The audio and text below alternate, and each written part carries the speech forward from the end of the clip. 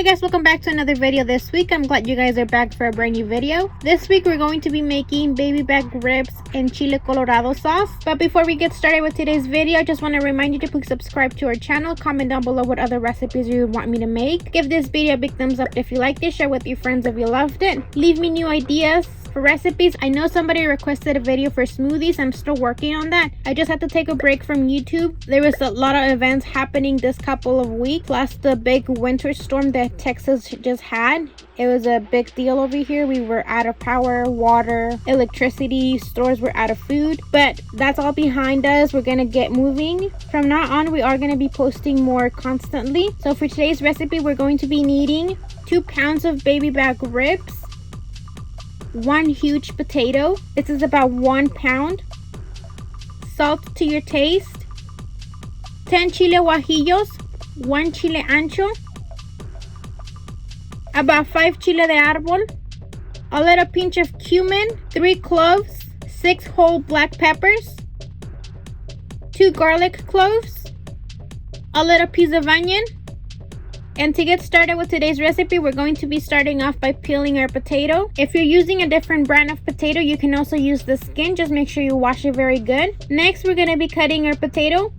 I'm going to be cutting them on the medium size. You don't want these potatoes to be too small just because we are going to cook them in the sauce, and you don't want your potatoes to crumble up to be like mashed potatoes. You want them more as a whole. So do cut them a little bit on the bigger size. Once you have that ready, we're going to be cutting our baby back ribs. If you can turn it around to the side where you can see the bones, it's going to be easier for you to cut them. It's going to give you a guide on where to cut. I'm also going to be removing any fat that I see. Remember, I try to make my dishes as healthy as I can. Plus, pork does release a lot of fat, so I'm going to be taking most of it off. You can also use any part of the pork that you want.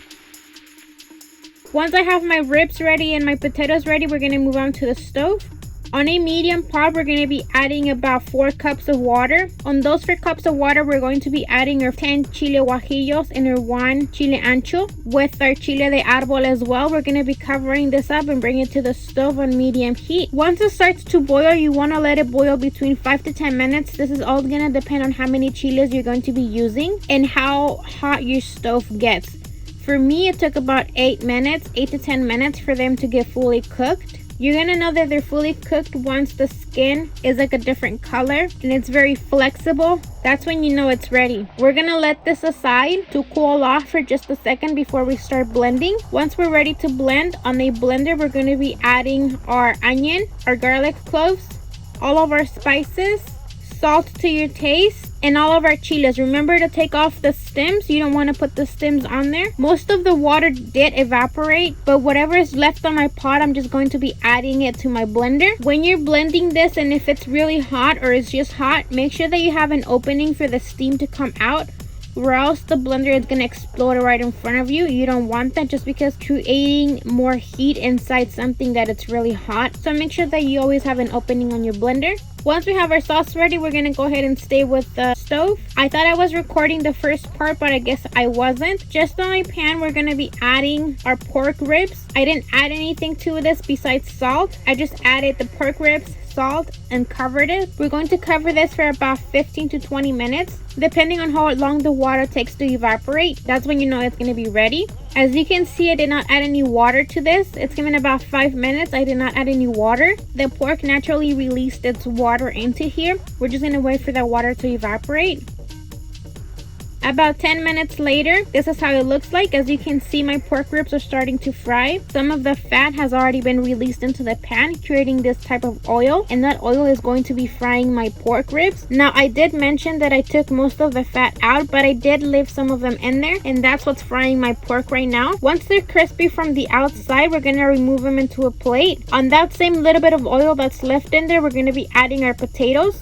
All we want with their potatoes is just to saute them. We don't really care if they're cooked or not at this time, because we are going to be adding the sauce on top of this. What we're looking for right now is just kind of like a transparent color on the outside of the potato, and it's okay if it's still kind of dark, hard on the middle. It's going to finish cooking later on. This whole process took me about 5 minutes to saute. Once they're kind of golden brown all around, I'm going to be adding a little bit of oil in the middle of the pan. Adding a little bit of diced onion on here as well, letting that onion really saute. Once we have that ready, we're going to be grabbing a colander and we're going to be running our sauce through this. What we're doing right now is removing any seeds and extra skin of the chiles that did not blend. The seeds and the skin, you can also add it to your sauce. The only difference is that it's going to give it a little bit of the stronger flavor in there. But this also is not good for the health, so I like to always remove it. But if you want, you can also add it to your dish. On my empty blender, I'm going to be adding about half a cup of water, shaking the blender really good, and I'm going to be adding that water back into my colander with the seeds and the skin of the chiles. This is just going to help me remove any of the extra sauce that might have gotten caught on there. Once I remove all the water from it, I'm going to be throwing the seeds and the skin away. All I have on my pot right now is the potato, so I'm going to be adding the pork ribs as well. The pork ribs should be already cooked. What we're looking for right now is to make sure that it's fully cooked on the parts that are thicker, and we're also looking for our potatoes to cook. I'm going to be boiling this for about 10 minutes so the sauce can really incorporate into the meat and to our potatoes as well, for about 10 to 15 minutes.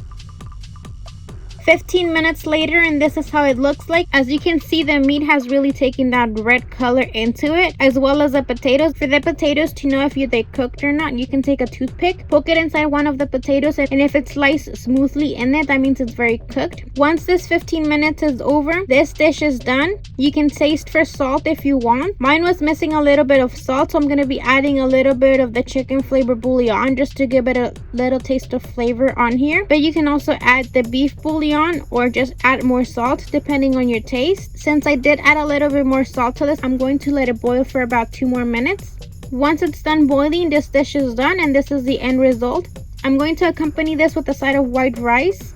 As you can see, this is a very easy, simple recipe. It probably took me about 40 minutes total to make it, including the rice. So it's not a very hard dish to make. It's definitely something new that you don't see very often. So I hope you guys enjoyed today's recipe. Give it a big thumbs up if you liked it. Share with your friends if you loved it. I'm sure your family is gonna love this dish if you make it. If you guys have any questions, don't forget to leave them down below. I will answer you back with another comment on your question. And we'll see you guys next week with a brand new recipe. Bye! Have a great weekend!